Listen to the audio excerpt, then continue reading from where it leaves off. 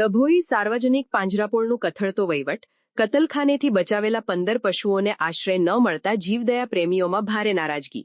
60 kilometre દૂર ભરૂચ જિલ્લામાંથી લવાયેલા 15 પશુઓને પાંજરાપોળમાં રાખવાનો ઇનકાર કરાયો. ચેરિટી કમિશનરમાં છેલ્લા 5 વર્ષથી ચાલતા વિવાદને કારણે વ્યવસ્થા ખોરવાઈ ગઈ છે. કર્મચારીઓના પગાર ન વધતા નવા માણસો મળતા નથી. પશુઓની સાર સંભાળ સંકટમાં મુકાઈ છે. જીવદયા પ્રેમીઓની માંગ છે કે મૂંગા પશુઓનું રક્ષણ કરવા માટે નવી વ્યવસ્થા કે નવું ટ્રસ્ટી મંડળ તાકીદે નિમાય. 60 કિલોમીટર દૂરથી આવેલા જીવદયા પ્રેમીઓ નિરાશ થયા છે. પશુઓ ક્યાં મૂકવા તે મોટો પ્રશ્ન છે.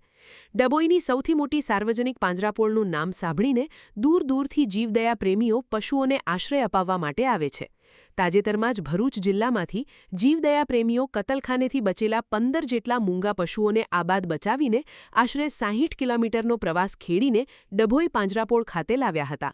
જો કે પાંજરાપોળના સત્તાધીશો દ્વારા આ પશુઓ લેવાની સ્પષ્ટ ના પાડી દેવામાં આવતા પશુપ્રેમીઓમાં ભારે આક્રોશ અને નારાજગી જોવા મળી છે. કતલખાનેથી બચેલા આ પશુઓને હવે ક્યાં રાખવા તે મોટો મૂંઝવતો પ્રશ્ન બની ગયો છે. ચેરિટી કમિશનરમાં વિવાદને કારણે નવી નિમણૂક અટકી ગઈ છે. ડભોઈ સાર્વજનિક પાંજરાપોળનો વહીવટ છેલ્લા ઘણા સમયથી કથળેલી સ્થિતિમાં છે. સંયુક્ત ચેરિટી કમિશનરના તમામ નિર્ણયો ટ્રસ્ટને માન્ય હોવા છતાં છેલ્લા 5 વર્ષથી માત્ર વચગાળાના હુકમ પર જ વહીવટ ચાલી રહ્યો છે. હજુ સુધી કાયમી અને નવા ટ્રસ્ટી મંડળની નિમણૂક કરવામાં આવી નથી. વહીવટી તકરારને કારણે પાંજરાપોળમાં કામ કરતા કર્મચારીઓના પગાર વધતા નથી, જેના લીધે હવે નવા માણસો કામ કરવા તૈયાર નથી. પૂરતો સ્ટાફ ન હોવાને કારણે નવા પશુઓ રાખવાની ના પાડવામાં આવી રહી છે. ગાય પ્રેમીઓ અને સામાજિક સંસ્થાઓ આગળ આવે તેવી અપીલ છે. જો ચેરિટી કમિશનર દ્વારા તાકીદે નવા ટ્રસ્ટી મંડળની નિમણૂક કરવામાં આવે તો કર્મચારીઓના પગાર સહિતના પ્રશ્નો ઉકેલાઈ શકે તેમ છે અને મૂંગા પશુઓને ફરીથી પાંજરાપોળમાં આશ્રય મળતો થઈ શકે છે.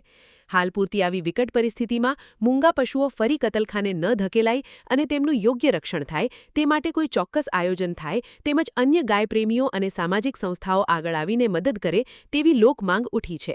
મારું નામ પિંકેશ રમેશચંદ્ર શાહ છે. હું ડભોઈ સાર્વજનિક પાંજરાપોળમાં ટ્રસ્ટી છું.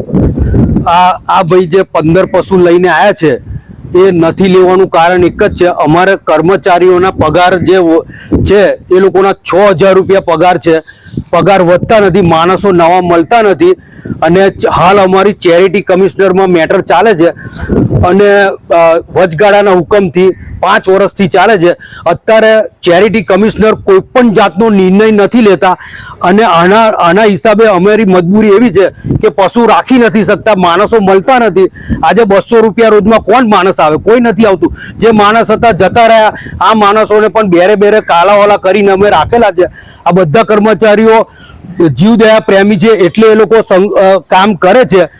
હાલ અમે સંયુક્ત ચેરિટી કમિશનરને લેખિતમાં આપ્યું છે, સાહેબ તમે ઇલેક્શન કરાવી દો, કોઈ પણ રીતે એનો નિર્ણય કરી અને એનો ઊંચું મૂકો. વચગાળાનો હુકમ 5 વર્ષ લગીને થોડો ચાલતો હોય. આજે અમે લેખિતમાં પણ આપ્યું છે કે આખા સમાજનું તમે ટ્રસ્ટી એ કરો, તમે એક ટીમ રજૂ કરો, ટીમ બનાવો અને એના થ્રુ અમારા ટ્રસ્ટી મંડળનું નિમણૂક કરો. જે બંધારણ થઈ જશે એ પ્રમાણે અમને કામ ચાલશે. અમે એવું નથી કહેતા કે અમારે ટ્રસ્ટી રહેવું છે, પણ કંઈક તો સોલ્યુશન લાવો. અમારી ચેરિટી કમિશનરને ખાસ રજૂઆત છે કે કંઈક આનું સોલ્યુશન લાવો જેથી મૂંગા ઢોરોને કંઈક ન્યાય મળે. હું ચિરાગ શાહ અસા ગામનો રહી અસા તાલુકો ઝઘડિયા જિલ્લા ભરૂચ ગામનો વતની છું. છેલ્લા કેટલાય વર્ષોથી જીવદયાના ક્ષેત્રે કાર્યમાં સંકળાયેલું છું. આજ રોજ ડભોઈ પાંજરાપોળનું બહુ મોટું નામ સાંભળેલ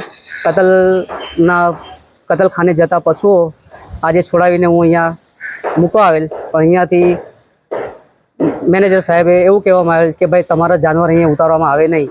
તો આટલું મોટું જૈનો જો સેવા ક્ષેત્ર સંકળાયેલો હોય, આટલી મોટી પાંજરાપોળ ચલાવતા હોય અને અહીંયા જાનવરનું લેતા ન હોય તો એનો મતલબ શું? તો હવે આ હું ખર્ચો કરી 60 કિલોમીટર દૂરથી આવું છું, હવે આ જાનવર મારે લઈને જવા ક્યાં પાછા? તો આપશ્રીને વિનંતી કે આનો વહીવટ કંઈ સુધારે અને પાંજરાપોળની અંદર જાનવરોનું દાખલ કરે એવી અમારી અપેક્ષા. અસાથી આવું છું. 15 પશુ છે, એમાં 5 પાડા છે, 5 વાછળ અને 3 ગાય છે. સમાચારની અવનવી અપડેટ જોતા રહો નિખરતા ગુજરાત ન્યૂઝ સાથે. નિખરતા ગુજરાત ન્યૂઝને લાઇક, શેર, સબસ્ક્રાઇબ કરો અને બેલ આઇકન દબાવીને સમાચારની ઝડપી માહિતી મેળવો.